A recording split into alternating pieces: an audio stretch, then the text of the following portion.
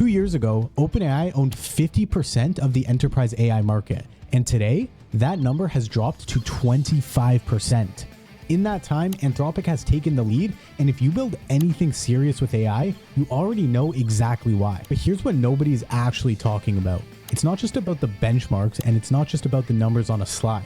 The reason that builders are leaving ChatGPT has nothing to do with which model scores higher on a test. It's about what happens when you try to build something real, something complex, and something that actually has to work in production. And I can tell you this firsthand because right now I'm using Claude Code to build an entire multi-agent system for my agency. And this system has multiple sub-agents autonomously building and testing production-ready voice agents. And not only that, it's able to cross-reference any type of documentation that exists on the internet, and it's even building out its own monitoring system. And the craziest part is it's doing this all on its own. And at the end of the day, ChatGPT is simply not capable of taking on tasks like this. And by the end of this video, you're going to understand exactly why the people that are serious about building with AI have already made the switch.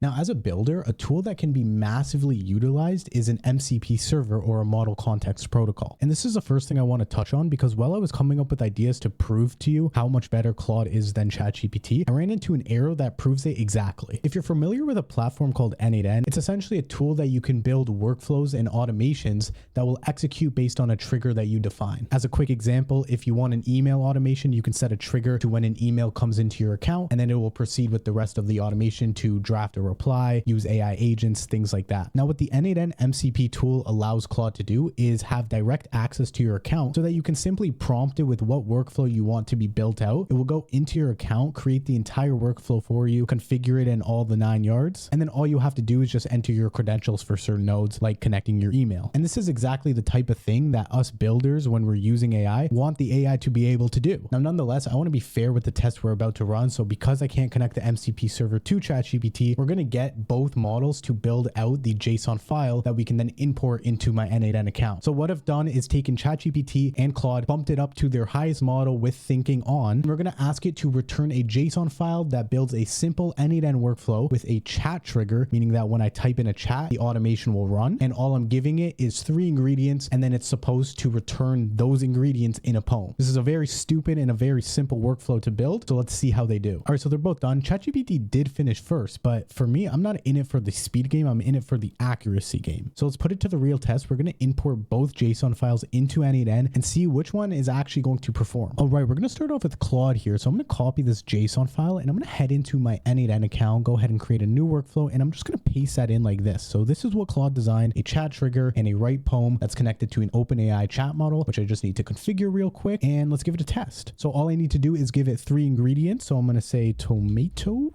pesto, and garlic. All right, it's running.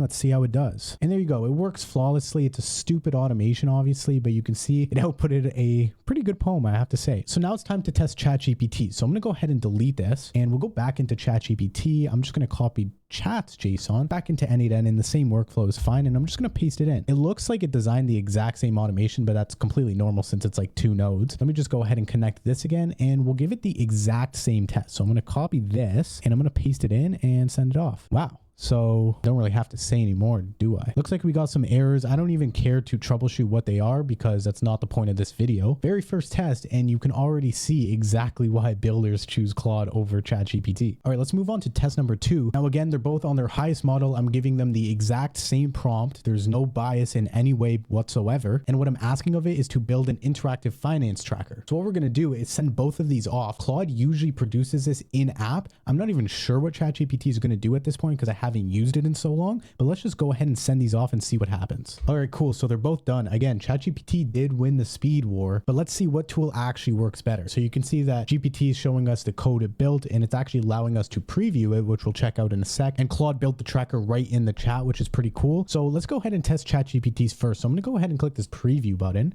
Looks like it's so 3 errors. I mean, like, of course, you can click fix bugs, I guess, and we'll see what happens. I mean, that's definitely not a good start, though. Pretty cool how it scans it in real time, I do have to say. Let's check out Claude's in the meantime. So it looks like it's giving me the option to type in. So I'm just going to say lunch, and then we can add the amount. So I'll say 5 and then just add transaction, and well, there you go.